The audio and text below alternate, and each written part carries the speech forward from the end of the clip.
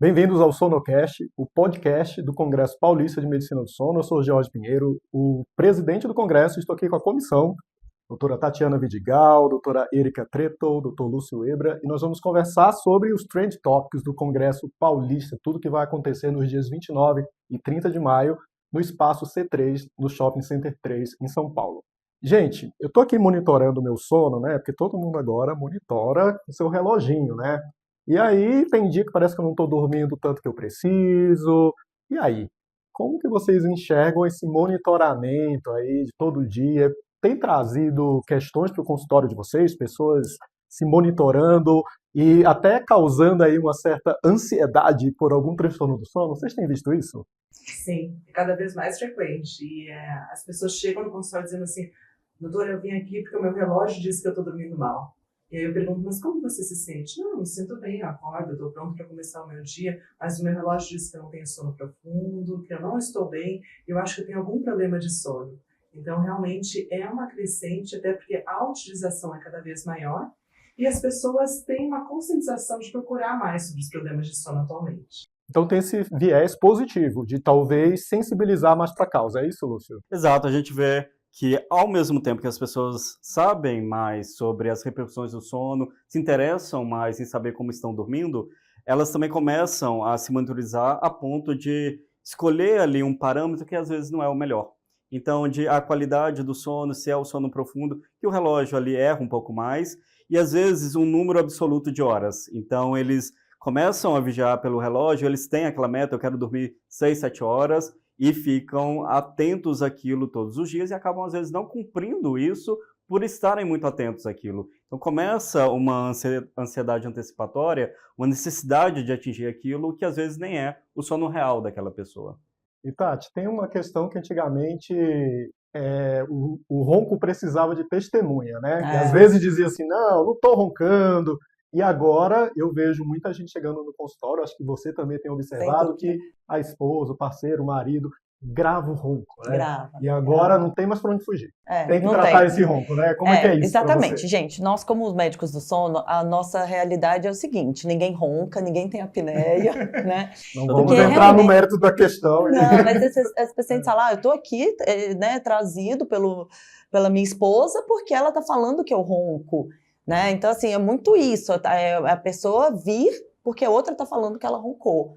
E aí, quando você pergunta de apneia, não tenho apneia, não tenho isso. Mas aí a gente tem que explicar que realmente são as situações que acontecem sem a gente ter a percepção. Então, a gente não escuta o nosso próprio ronco, a gente não tem percepção que a gente tem apneia, né? Você pode até acordar de um engasgo, de um despertar, mas não exatamente saber quantos episódios de apneia você teve durante a noite. E muito começou aí que estão um gravando o outro, né? E trazendo aqueles áudios, mas a tecnologia está realmente aí para nos ajudar. Então, ao mesmo tempo que os relógios nos ajudam, os anéis, temos uma infinidade de gadgets para nos ajudar aí. E temos também aplicativos que gravam o ronco, que podem ser muito úteis para fazer um follow-up do tratamento que a gente realmente preconiza para aquele paciente. Então, quando a gente consegue identificar o ronco, ver o que acontece durante toda a noite, né? Às vezes a gente consegue ver que ele fica um tempo sem roncar ali porque ele está em apneia, né? A gente escuta o bruxismo do sono, às vezes catatrenia, alguns, né? Sonilóquios, né? Conversando durante o Sono sono. lock, a gente escuta de tudo aí nessas gravações, mas realmente elas nos ajudam, só não podemos ficar realmente com essa dependência de olhar o nosso sono Todos os dias, todos né? os dias, é isso aí. Eu acho importante a gente trazer esse ponto, porque o Congresso Paulista ele tem uma característica que ele é um congresso que não é só para especialistas, ele é para todo profissional. E hoje chega no consultório de todo mundo. Não precisa ser médico do sono, né? Não precisa. Para chegar alguém dizendo que não está dormindo bem, porque o relógio está falando isso. E na nossa grade a gente vai ter temas muito práticos, exatamente para o profissional que está interessado, porque hoje o sono está em todo lugar, né? Nas redes sociais, todos os Ainda eventos, bem, né? se fala. E Ainda a gente bem, agradece, a gente tá todo mundo feliz aqui por isso. produz muito conteúdo de sono nas redes sociais, né? E a gente vai ter uma mesa que é o sono no seu consultório. Nós vamos falar de como fazer uma boa anamnese, como você pode fazer os diagnósticos, e a gente vai ter aqueles temas clássicos, né? Insônia, apneia, nós já conversamos de apneia. O Lúcio vai trazer uns pontos importantes de insônia. Ele é um dos palestrantes que vai falar da insônia, mas vai falar de uma abordagem nova, né? Que é o tratamento medicamentoso que está chegando aí, trazendo novidades, né? É isso, Lúcio? Pois é, a gente está com alta expectativa, né? Há muito tempo a gente não tem uma medicação nova no mercado brasileiro para tratar a insônia. E agora a gente tem uma nova classe que é bem inovadora. Então, é um medicamento que já é usado em alguns outros países, principalmente Europa e Estados Unidos, já há quase uma década, e tem uma previsão de entrada no mercado brasileiro agora próximo e que revoluciona o tratamento da insônia, porque é uma via completamente diferente do que a gente aborda com os outros tratamentos. Então, o que vem por agora, a gente não sabe exatamente quando chegam essas medicações, tem a previsão de 2 medicações que são da classe dos antagonistas duplos dos receptores da orexina. Então, são medicamentos que eles bloqueiam um peptídeo que é muito importante para manter a gente acordado, que é a orexina. Então, diferente das medicações anteriores, então das drogas Z, dos antidepressivos sedativos, que eles estimulavam, na verdade, o que induzia o sono, então, assim, um efeito muito mais gabaérgico, agora a gente tem um freio na vigília. Então, isso tem algumas importâncias. Acho que a principal importância é menor dependência e também menor alteração da arquitetura do sono, e a gente espera que tenha também a mesma eficácia. Então, é uma mudança muito grande de perspectiva do tratamento. Eu já tenho alguns pacientes que usam esses medicamentos de forma importada e que têm um bom resultado. Então, é algo que vai ser interessante discutir, porque é uma novidade muito grande e logo vai ser um arsenal que vai estar muito presente aí no nosso dia a dia. E nessa questão do sono para todo mundo, né, nós vamos falar sobre o sono em diversas fases da vida, né? E a apneia, né, Erika, ela se manifesta de forma diferente no homem, na mulher, na criança, não é isso? O que que você tem a dizer? Porque a gente vai ter esse tema falando aí particularidade do sono da mulher, do idoso, na criança. Como você enxerga essa particularização? Sim, eu acredito que realmente na infância é diferente o tipo de sinal e sintoma. Às vezes uma alteração comportamental na infância justamente vai nos chamar a atenção que essa criança pode ter um distúrbio do sono. Mulheres e homens são bem diferentes quando a gente fala de sono. E aí, tanto de apneia quanto de insônia, voltando para a insônia. E tanto na questão de diagnóstico, quanto até a resposta ao tratamento também pode muitas vezes ser diferente. Então, enxergar que uma mulher que chega no seu consultório com uma queixa principalmente de uma dificuldade de manutenção do sono, principalmente se ela estiver acima de uns 45 anos, na parte do climatério, essa mulher talvez tenha uma insônia ou talvez tenha uma apneia, que se manifesta muitas vezes como fadiga, como um sintoma um pouco diferente. O homem, às vezes, a gente vê muita questão da sonolência, e uma das coisas que o Lúcio falou, né, da questão de sintomas que a gente vê, sempre lembrar, eu gosto de lembrar, que às vezes a pessoa que diz que não tem sonolência, você sempre perguntar quantas xícaras de café ela toma por dia, ou se ela toma um estimulante. Então, sempre enxergar esse todo. E acho que é importante que você falou dessa questão da palestra sobre o consultório, porque mesmo para o não especialista, pequenas perguntas sobre sono, você acorda bem para iniciar o seu dia, como você dorme à noite, você tem alguma manifestação estranha durante o sono, já é um começo. E para aprofundar, venham para o congresso que a gente ajuda. Exato, porque às vezes a gente pensa que investigar o sono é perguntar para o nosso paciente se ele dorme bem. Mas o que é dormir bem para uma pessoa que talvez nunca tenha tido oportunidade de se conhecer e entender o que é um bom padrão de sono, né? Então, quem já tem transtorno há muito tempo e não diagnosticado não tem a referência exata. Então, precisa fazer as perguntas certas, né?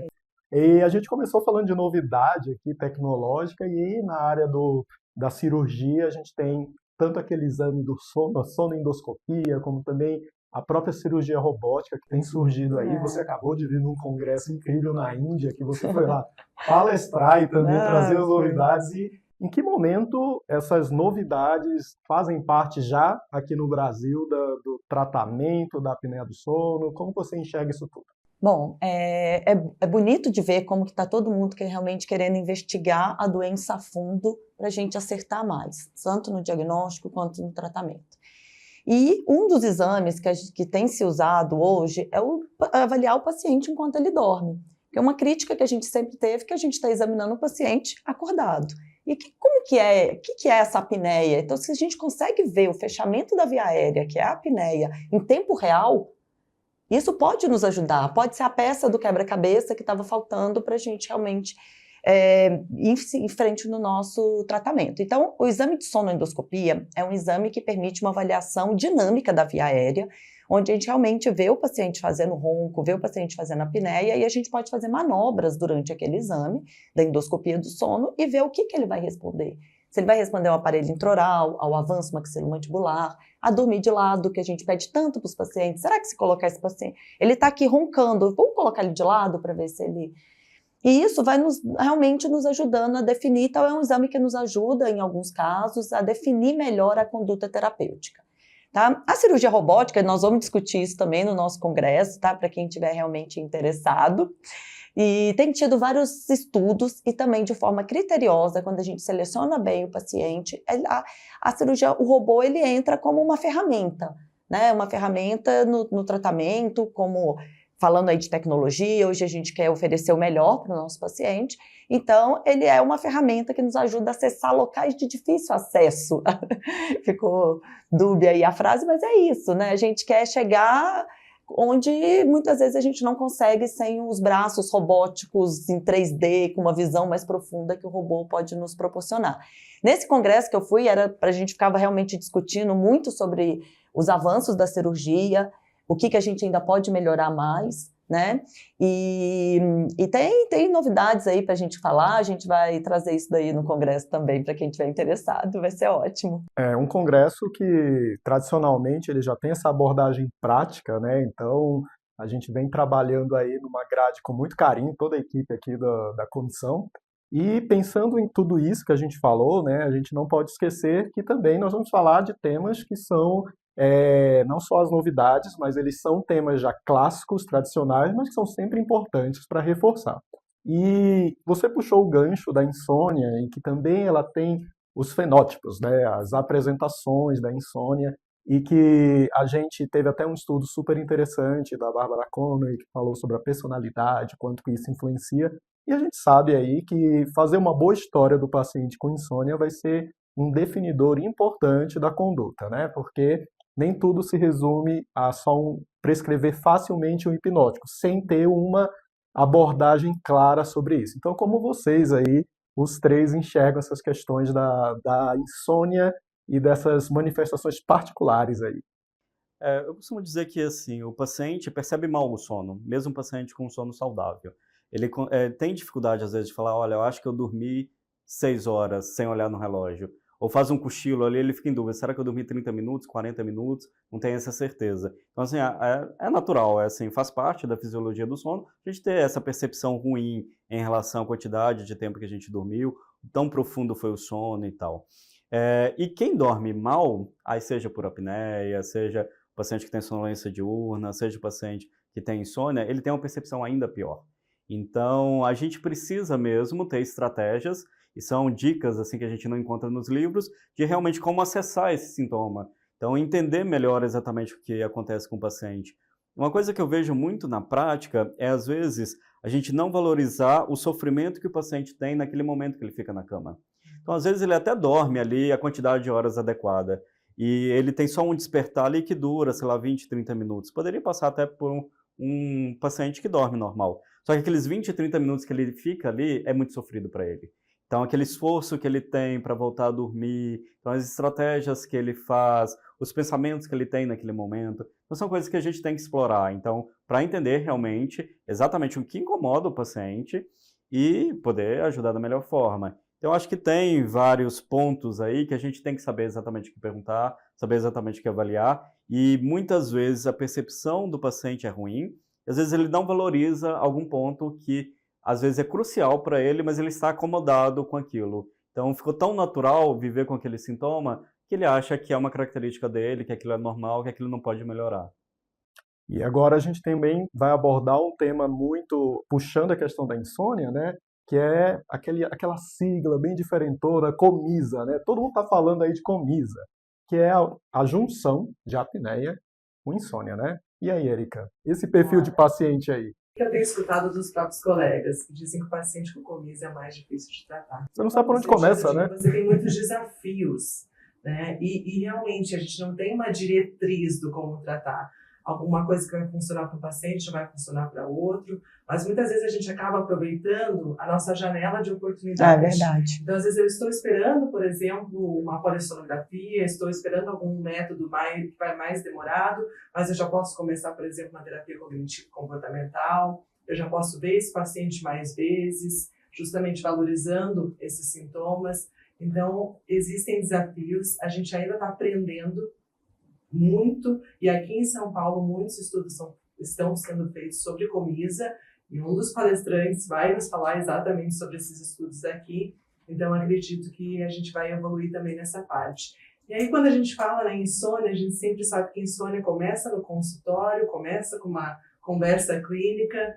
E aí, Jorge, vou puxar para a sua palestra agora. Quando que a gente vai para uma polissonografia quando nossa maior hipótese diagnóstica é insônia?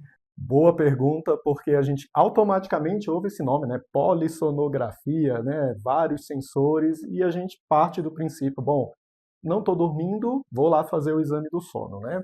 E a gente precisa lembrar que a insônia é um diagnóstico clínico, que nós precisamos de uma história ampla. A história ampla vai me dizer muito mais do que qualquer exame, mas a polissonografia pode ser um instrumento muito interessante. Mas a gente precisa saber exatamente as situações, porque às vezes a polissonografia pode ser ela não é uma estratégia crucial para você começar a tratar, né? Mas ela na evolução do paciente, dependendo do que você está observando, ela pode ser sim um instrumento essencial para você até pensar, por exemplo, na comorbidade com a apneia do sono, ou com um transtorno aí de movimento, qualquer outra situação que vai favorecer esse despertar, principalmente numa insônia de manutenção, né? Então, a polissonografia, ela é um instrumento riquíssimo na medicina do sono, e a gente sabendo utilizar realmente faz diferença, não só no diagnóstico, como também no segmento desse paciente, né? Para a gente enxergar por completo. E aí a gente está aí super animado para o Congresso Paulista, que vai acontecer nos dias 29 e 30 de maio. E eu espero você, que está aí ouvindo a gente no Sonocast, né? Essa equipe aqui está muito animada para trazer tudo de novo, né? Todo mundo participa de eventos no Brasil e no mundo, e todas essas novidades, construir essa grade para a gente com muito carinho.